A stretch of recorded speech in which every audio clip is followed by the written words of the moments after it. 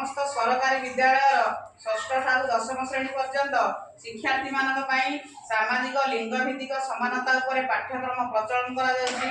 सहरांचल शिक्षारू वंचित छात्र छात्री मानक पई 21 नेताजी सुभाष चंद्र बोस आवासिक छात्रावास विद्यालय स्थापन करा जाइछि।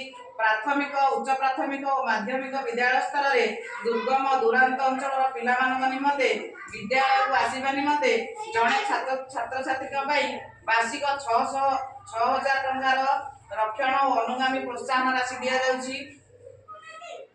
स्कूल जीवा अभियान राज्यव्यापी अभियान अवसर में स्वतंत्र अभिभावक शिक्षक शिक्षयित्री तथा विद्यालय परिचालना और उन्नयन कमिटी बैठक 16/8/2025 तारीख दिन अनुष्ठित होइतिला। भिन्नक्षम शिक्षार्थी मानक निमंते जिला और ब्लॉक स्तर में 316 संबल केन्द्र खोला जाई आवश्यकता भिन्नक्षमता आकलन तालीम थेरापी एवं परामर्श दिया जाउछि।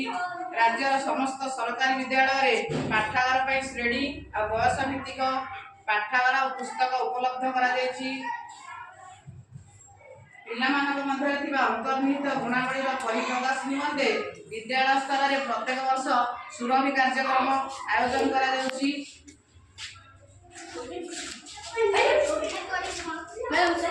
राज्यर समस्त सरकारी और सरकारी अनुदान प्राप्त विद्यालय गुड़िकरे शिशु बाटिका ठारू अष्टम श्रेणी पर्यंत पढ़ुथिबा छात्र छात्री मानक मागणारे पाठ्यपुस्तक जोगाई दिया जाउछि।